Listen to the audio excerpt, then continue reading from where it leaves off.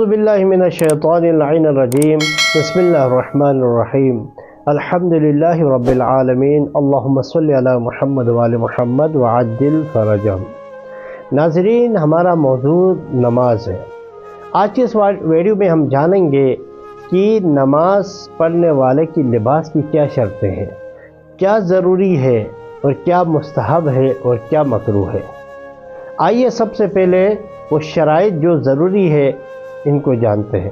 تو سب سے پہلی شرط یہ ہے کہ نمازی کی لباس پاک ہونی چاہیے۔ اگر نجس لباس ہو تو نجس لباس کے ساتھ حالت اختیاری میں نماز باطل ہے۔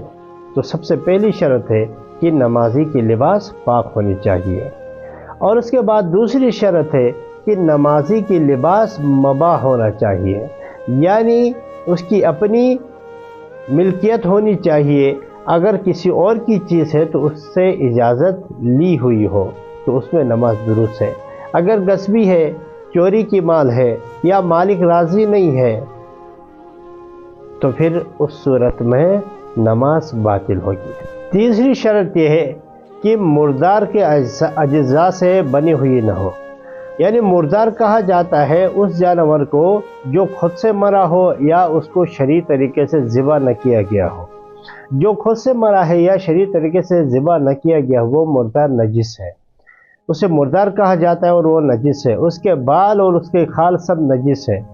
تو اگر اس کے اجزاء سے بنی ہوئی لباس ہو تو اس میں نماز باطل ہوتی ہے۔ تو مثال کے طور پر جو غیر مسلم ممالک سے جو لیدر کے کوٹ اور لیدر کی لباس آتی ہے، تو جب تک انسان کو یہ یقین حاصل نہ ہو کہ یہ شرعی طریقے سے ذبح شدہ حیوان کے کھال کی لباس ہے تو تب تک وہ نماز نہیں پڑھ سکتا ہے۔ اگر مسلم ممالک میں ہو تو اس میں تحقیق کرنے کی ضرورت نہیں ہے، لیکن کافر ملک سے اگر آتا ہو، غیر مسلم ملک سے اگر آ رہا ہو تو اس میں تحقیق کرنا ضروری ہے۔ درندے کے اجزاء سے بنا ہوا نہ ہو، یعنی درندہ شیر، چیتا، لومڑی، اس طریقے سے جتنے بھی جانور ہیں جو درندے ہیں جو شکار کر کے اپنا خوراک حاصل کرتے ہیں، تو ان درندوں کے اور آغا سستانی کے نزدیک احتیاط واجب کی بنا پر ہر وہ حیوان جو حرام گوشت ہے، جس کا گوشت کھانا شریعت میں اسلام نے حرام قرار دیا ہے، اس جانور کے اجزاء سے بھی نہ بنا ہوا ہو۔ پانچویں اور چھٹی شرط یہ صرف مردوں کے ساتھ مختص ہے کہ اگر نماز پڑھنے والا مرد ہو تو واجب ہے، ضروری ہے کہ اس کا لباس سونے اور خالص ریشم کا نہ ہو۔ اگر ریشمی لباس پہن کر کوئی مرد نماز پڑھے تو اس کی نماز باطل ہے۔ اگر سونا اس کے لباس میں ہو، سونا والی لباس پہن کر اگر وہ نماز پڑھے تو نماز باطل ہے۔ لیکن اگر کوئی عورت ریشمی لباس میں نماز پڑھے یا سونا پہن کر یا سونے والی لباس پہن کر نماز پڑھے تو اس سے نماز باطل نہیں ہوتی ہے، عورت کی نماز باطل نہیں ہوتی ہے۔ لیکن مرد کے لیے ضروری ہے کہ اس کا لباس ریشمی اور سونے کی نہ بنی ہوئی ہو۔ اب ہم جانیں گے کہ مستحب کیا ہے، یعنی نمازی کے لباس کے مستحبات۔ تو فقہا نے جو مستحبات ذکر کیے ہیں ان میں سے چند مستحبات یہ ہے کہ تحت العنق کے ساتھ امامہ، یعنی امامہ کا ایک سرہ نکال کر اس کو گردن سے گما کر پھر کندھے پہ ڈالنا، اس کو تحت العنق کہا جاتا ہے۔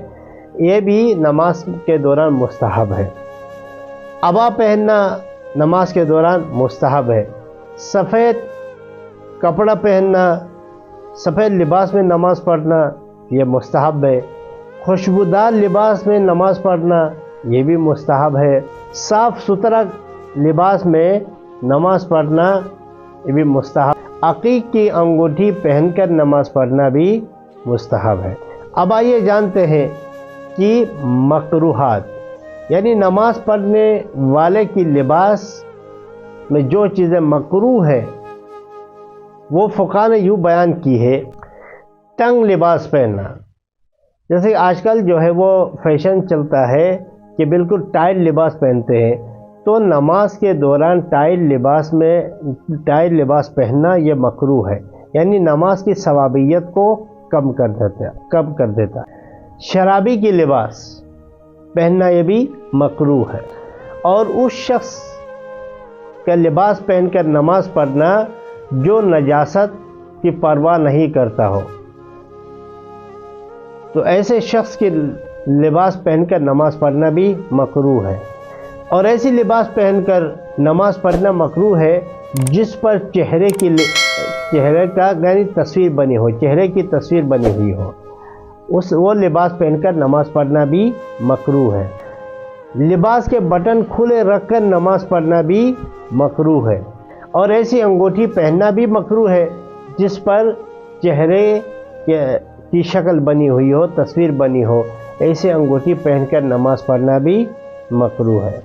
ناظرین، آج کی اس ویڈیو میں ہم نے نمازی کے لباس کی شرائط، جو ضروری چیزیں ہیں، واجب چیزیں، مستحب چیزیں اور حرام مکروہ چیزیں بیان ہو گئی۔ اگر اس موضوع کے متعلق کسی کے ذہن میں کوئی سوال ہے تو کمنٹ میں آپ سوال کر لیجئے گا، انشاءاللہ اس کا جواب دیں گے۔ تو ہمارے اس چینل کو سبسکرائب کریں، ہمارے ویڈیو کو لائک کریں، شیئر کریں۔ والسلام علیکم ورحمۃ اللہ وبرکاتہ۔